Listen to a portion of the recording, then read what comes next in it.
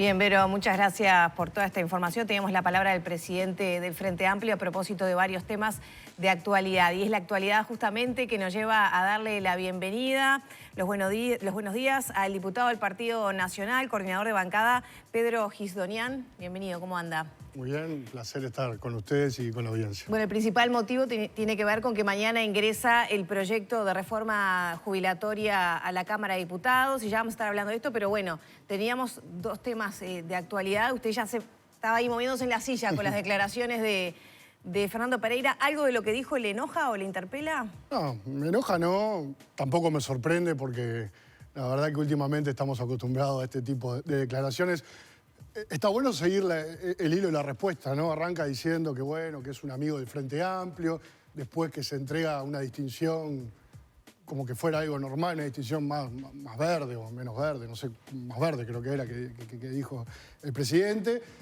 Y yo, la verdad que no recuerdo muchas veces que se haya convocado un acto por un partido político a una persona que se le entrega un premio y salir a un balcón de la Intendencia para saludar al presidente Lula, que además estuvo reunido. Reconocimientos como la llave de la ciudad, Ciudadano Ilustre, probablemente Lula ya lo tenga, no lo recuerdo. Creo que sí, pero ya se lo había entregado. Pero no, reconocimientos que las ciudades hacen a figuras, sí, ocurre, ¿no? Está bien, no sé cuál es el motivo de por qué se entrega el premio este.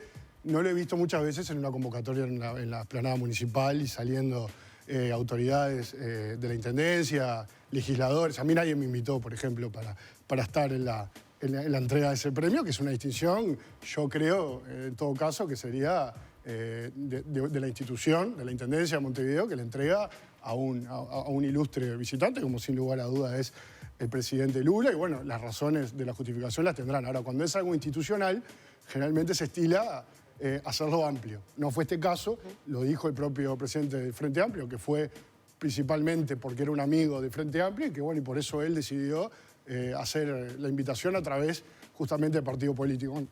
No es la primera vez que de la Intendencia se juega para el Frente Amplio, para una campaña, con el evento de las mochilas, que tampoco quedó del todo claro. Y bueno, creemos que esas cosas sí dañan un poco lo que puede ser una gestión. Después, en lo institucional, la entrega del premio a un presidente que fue electo por tercera vez, que sin lugar a duda es un símbolo en Brasil y que, bueno, que puede tener determinadas condiciones y virtudes, está fuera de discusión, puede haber un punto de vista, pero se respeta.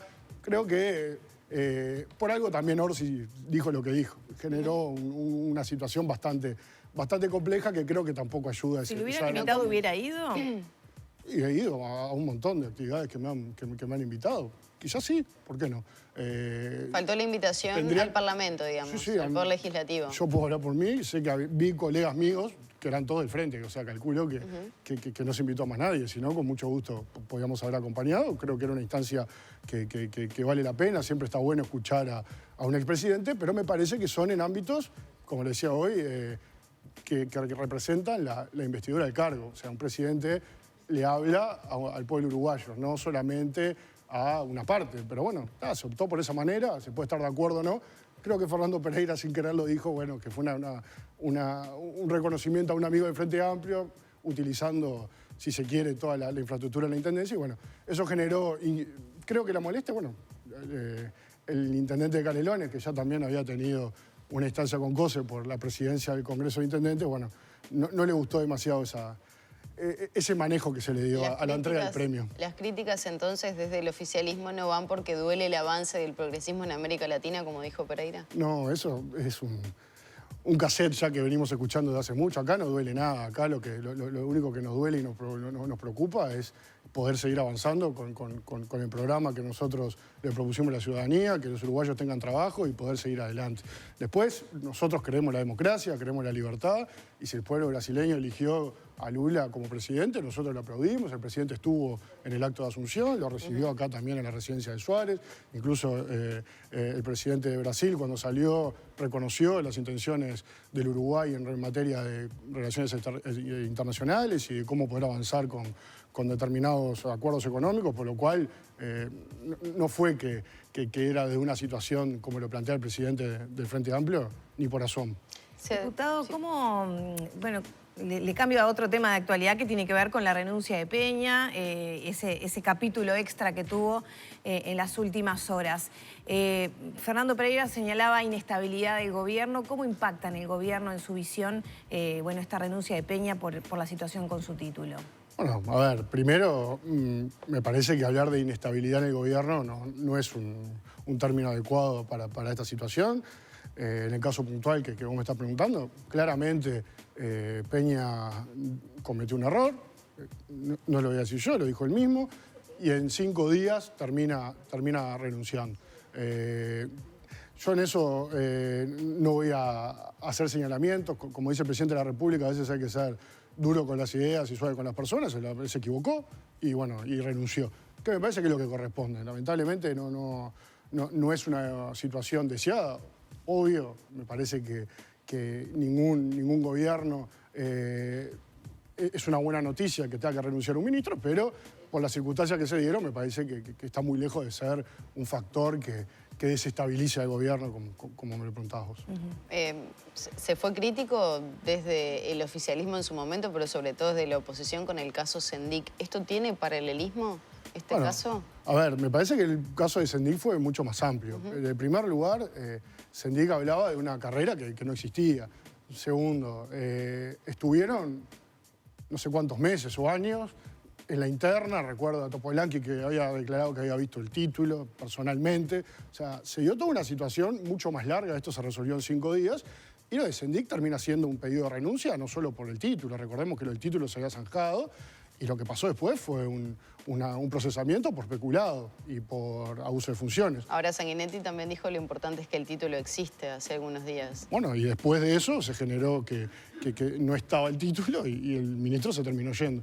Me parece que se siguieron los canales correspondientes. El presidente de la República lo había hablado personalmente con Peña y bueno, si la decisión, como lo declaró ayer, es la de alejarse, yo creo que en este caso, además de lo institucional, digo, se llevó una determinación antes de tener que plantearlo en otros niveles, porque ya le digo, fue un desenlace de pocos días, no quizás como lo que usted me planteaba, que demoró meses y bueno, con un blindaje que se intentó. ¿Son bien distintas entonces las situaciones? Sí, los totalmente. Hechos? A ver, uno le faltaba una materia, obvio, y está mal. El otro cursó una carrera que no existía y con medalla de oro. Dijo, estaban en los currículum de cuando era presidente de ANCAP, vicepresidente de la República. A ver, el punto de contacto es que los dos dijeron que tenían un título que no tenían, estoy de acuerdo. Me parece que llevar a igualar eso con el procesamiento posterior que tuvo el vicepresidente y todo, son situaciones que no va de la mano con el título, ¿no? No, pero ustedes me hablan del pedido de renuncia y todo lo que se había dado, y bueno, fue todo junto. Y lo del título también, o sea, no está bueno que no se diga la verdad o se mienta en ese punto de vista, y bueno, creo que se tomó la decisión que se tenía que tomar y que no va a significar una desestabilización del gobierno. También está un poco el cuestionamiento de, bueno, no alcanza la vara, digamos, para ser ministro, para continuar como tal, pero sí para ir al Parlamento para retomar su cargo. ¿Qué valoración hay? Bueno, la valoración no la tengo que hacer yo, o sea, yo voté al Partido Nacional. Digo, acá bueno, pero es un socio está bien, pero del actual gobierno. El cargo un actor fundamental también. En el Parlamento se lo da a la gente. Él fue electo senador por el voto popular. El que va a decidir si estuvo bien o estuvo mal es el pueblo el año que viene, cuando haya elecciones de nuevo. Me parece que esas son decisiones personales. Uno puede tener un punto de vista o no. Es muy subjetivo. Yo me parece que no corresponde tampoco salir a señalar con el dedo acciones que están bien o mal. Yo considero que la decisión de ayer estuvo acertada por cómo se han dado los hechos y bueno, lo del Parlamento es una decisión personal de él y de su partido y bueno, como le decía hoy, legitimada en la soberanía popular. En eso coincide entonces con Fernando Pereira. Bueno, está bueno coincidir en algo con Fernando Pereira, parecía complicado, pero bueno, lo encontraste. Ahora, ¿esto va a perjudicar las próximas elecciones para lo que es la coalición republicana que se ha conformado para las elecciones de 2019, pero las que se vienen ahora el próximo año también? Son 5 entre 4 ministros y una subsecretaria, todos del Partido Colorado, que son removidos de sus cargos. Por circunstancias distintas. Bueno, uno renunció, otra también se vio obligada a renunciar por las circunstancias. No, está bien. A ver, me parece que primero hay un tema interno del Partido Colorado que lo tienen que resolver el Partido Colorado, de cuáles son las personas que por determinadas situaciones se terminaron yendo.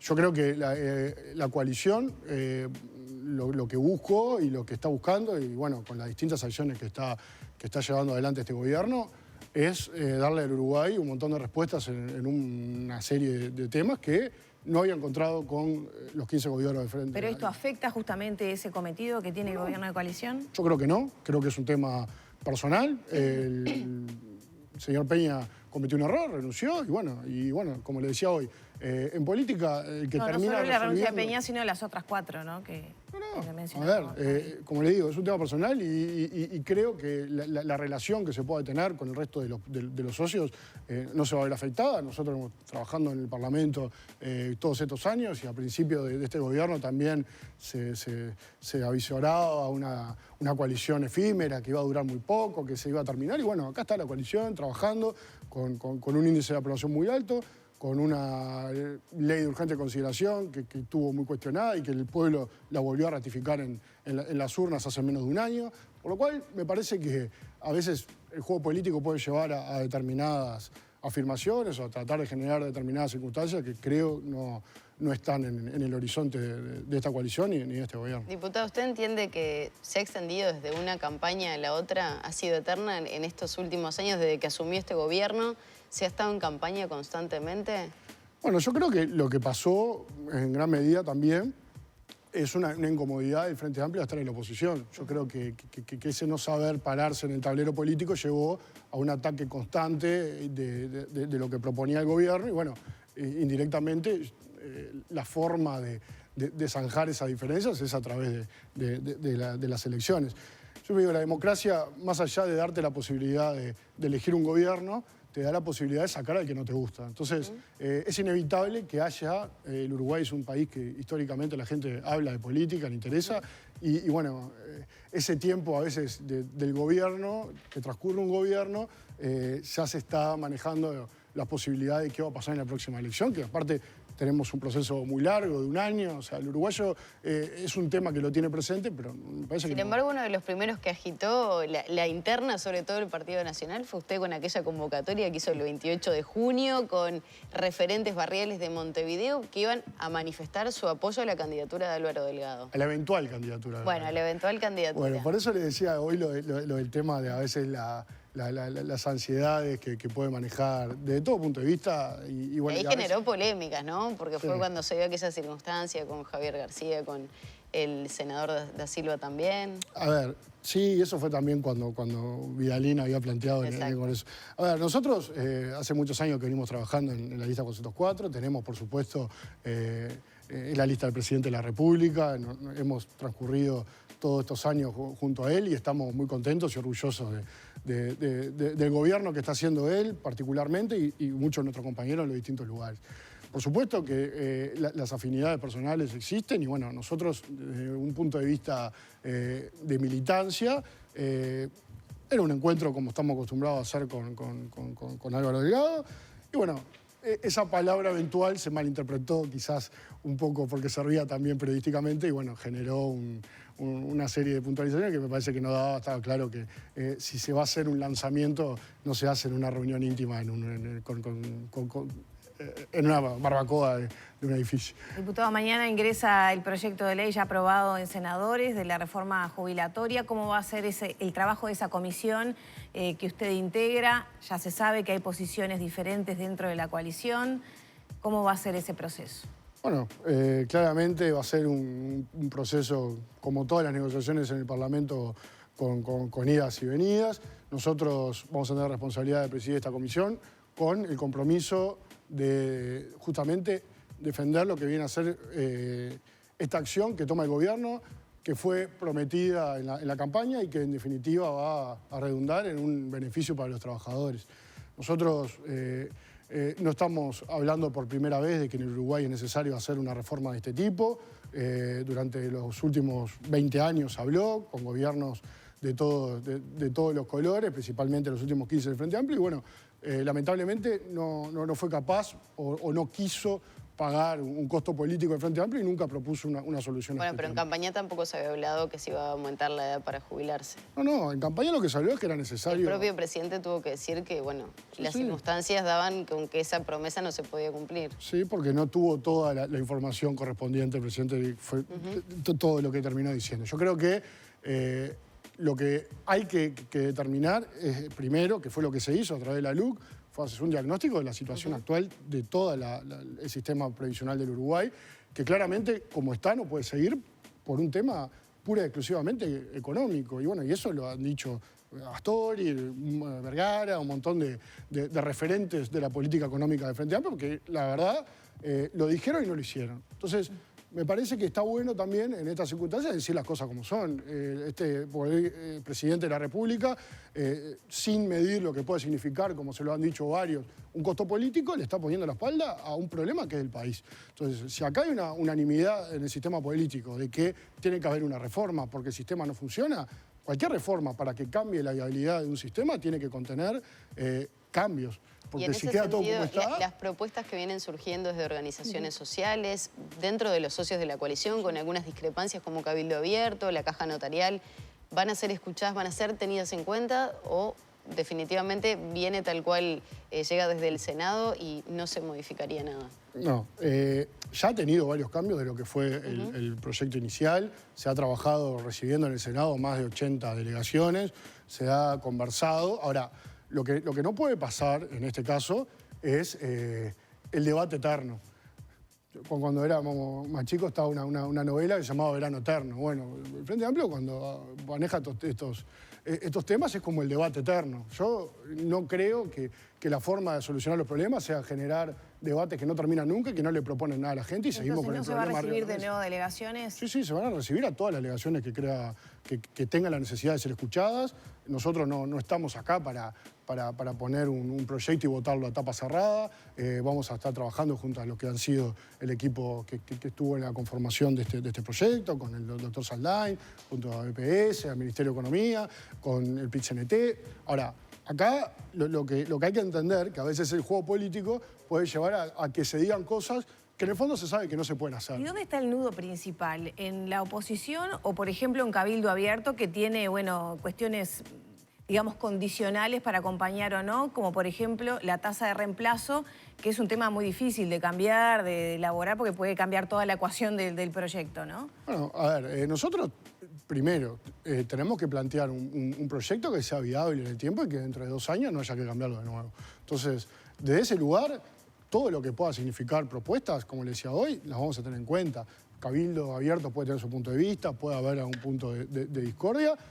Ya en el Senado fue votado, con los votos de Cabildo Abierto también. Bueno, pero dijeron que la discusión iba a pasar a diputados, no participaron los legisladores de un encuentro previo que hubo, etcétera. Bueno, por distintas circunstancias, ¿no? No fue solamente o no fue la razón... Está como la oficial y está la que queda por detrás, ¿no? Que aparentemente era una señal que se le estaba dando a la coalición de gobierno, que bueno... no fue lo que me dijeron. Yo soy el presidente de la comisión y a mí nadie me dijo no vamos para dar... Los de prensa señalaban eso. Dijeron motivos personales. No, había uno de viaje y uno personal. Sí, por eso. Entonces, me parece que aparte, digo, y dejando lo que puede significar un hecho puntual, si hay una diferencia, la forma justamente de zanjarla es teniendo este tipo de instancias. O sea, si por un lado se reclama tener debate, tener diálogo, digo, este gobierno desde el primer momento ha demostrado que es un gobierno que dialoga, que da la cara, que va a hablar y que va a buscar una solución que sea la mejor para los uruguayos. Quizá la mejor para los uruguayos no es la que, por ejemplo, el Frente Amplio quiera proponer para la ciudadanía, porque es muy fácil plantarte y decir yo quiero que todo el mundo gane más de lo que está ganando ahora, que trabaje menos años, pero eso no es viable y eso no es justo y no es leal con el electorado ni con la gente. Entonces, bueno, acá hay que buscar una solución que creo que es... paulatina, que no genera unos cambios bruscos y que en determinado momento, hay que aclararlo también, es para zanjar una situación que no va ni siquiera a empatarlo. Hoy en día la mitad de lo que se paga de jubilaciones no surge de los aportes. O sea, se está inyectando la mitad de lo que se paga por parte de todos nosotros cuando pagamos el IVA, con un 7% de IVA va para las jubilaciones hoy. Y bueno, y las proyecciones indican que eso va a ser cada vez peor. Entonces, yo no me puedo sentar a proponerle a la gente que todo siga como está, que siga trabajando. Claro, creo que la los mismos discusión años, no es la necesidad de una reforma, creo que en eso hay unanimidad, sino es qué reforman. Bueno, por ahí está el nudo. Entonces, ¿cuál es el nudo? Los más años que se va a trabajar. O sea, para que esta sea viable, y creo que es la principal característica de cambio que sí puede generar una diferencia, que bueno, sí, la edad de jubilación ahora va a ser de 65 años. Es un dato de la realidad en el mundo entero, que la gente vive más, que está gastando más también en un montón de aspectos, como la salud, por ejemplo, por esa razón, porque cuando la gente vive más, también usa más los sistemas de salud. Hoy en día, el promedio de edad de jubilación de la gente son 63 años. Se puede jubilar a los 60, pero se jubila a los 63. Acá se está llevando a 65. Usted cuando empezó a hablar del tema dijo que esto va a redundar en beneficios para los trabajadores. ¿Qué beneficios va a...? Primero, tener la certeza que va a poder cobrar la jubilación. O sea, hoy, por ejemplo, hay una realidad con dos cajas paraestatales, que es la caja profesional y la caja bancaria, que de acá a 2 años no tiene más plata para pagar las jubilaciones.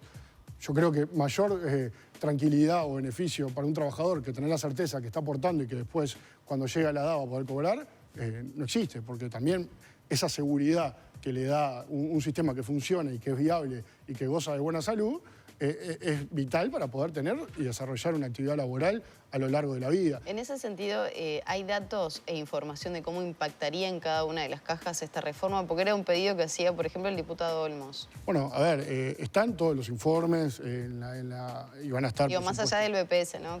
No, a ver, y han habido ya desde varios lugares que indican que en determinadas circunstancias, principalmente en todos los que son los quintiles más bajos, lo que son las jubilaciones más bajas, a través del suplemento solidario van a terminar ganando más dinero de lo que está ganando ahora. Se está avanzando en un montón de aspectos, como por ejemplo reconocer los aportes reales, y no que como ahora, que bueno, quizás no era el mínimo, pero era un poco más, y a la hora de jubilarse tomaba solamente el mínimo. O sea, hay un montón de cosas que yo creo que van a redundar en un beneficio. Yo creo también que, bueno, hay determinados actores, como por ejemplo hablábamos hoy de la caja bancaria, que tiene un montón de dificultades, que bueno, que históricamente el Frente Amplio ha estado afín a su actividad, que bueno, los lleva a plantear cosas que yo creo que muchas veces en el fondo saben que no son viables. ¿No pasa lo mismo con la caja militar, por ejemplo? Sí, totalmente. Donde el Estado inyecta millones de dólares por año para personas que tal vez tienen una edad jubilatoria significativamente por diferentes circunstancias que no les cuestiono, simplemente digo, a los trabajadores comunes y corrientes se corre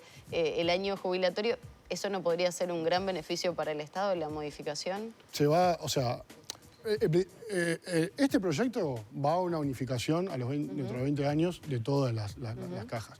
El proyecto original que se está presentando y que se está trabajando sube la edad de jubilación de los militares, incluso por encima de lo que lo había hecho la reforma del Frente Amplio en el 2018. O sea que hay un trabajo desde ese lugar, se está buscando justamente la equiparación y que en definitiva haya una justicia y mayor solidaridad y que en definitiva terminen cobrando todos los uruguayos lo mismo por los aportes que hacen, porque como hablamos ahora de los bancarios, de la caja profesional... que no tienen tope, a diferencia, por ejemplo, de quien se jubila por BPS.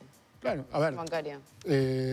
Claro, y además, por ejemplo, cada vez que nosotros hacemos una transacción bancaria estamos pagando un impuesto que va para eso también. Entonces, bueno, si el bancario público, si el bancario cobra una cosa, si el abogado cobra una cosa, si el tallerista cobra... A ver, acá lo que me parece, y acá es un tema personal que creo que se debe ir, y creo que este proyecto en parte lo interpreta también, es a un sinceramiento. O sea, la caja profesional, por ejemplo, en los últimos años usted pagaba el máximo y se jubilaba por eso. Y todo lo anterior, y bueno, ¿a qué lleva eso? Al desbalance. Hoy en día esa situación generó de que la caja profesional no tenga más plata para pagarle a todos los que están trabajando y aportando ahora. Entonces, esto va justamente a bajar ese desequilibrio, no lo soluciona, porque esto ni siquiera con todas estas... ¿La reforma no soluciona el desequilibrio estructural? No, totalmente no. Es que es imposible. Salvo algún ejemplo en algún país nórdico, o sea, siempre va, pero no a los niveles que le estaba planteando hoy, de que la mitad de lo que se paga termina saliendo del Estado hoy. O sea, y cada vez con una tasa de natalidad más baja, con gente que vive más, va a ser cada vez más grande. O sea, que en definitiva lo que va a pasar es que los trabajadores jóvenes que van a empezar a trabajar en los próximos años o los que empezaron a trabajar ahora van a tener que pagar unos aportes que son inviables, realmente. Diputado, muchas gracias. Seguramente ameritará otros encuentros para seguir charlando de este proceso que irá en principio hasta octubre, ese es el objetivo, ¿no? Bueno, el proceso, el objetivo es arrancarlo ahora, lo vamos a arrancar mañana mismo, vamos a tener una reunión para conformar la comisión y la idea ya es a partir de la próxima semana empezar a trabajar con las distintas delegaciones y como le decíamos hoy, tener la distancia de todo, de poder plantear las dificultades, pero no en un debate eterno, sino en un debate que sea fructífero y que en definitiva dé una respuesta a esta problemática. Muchas gracias. Muchas gracias, Placer. diputado.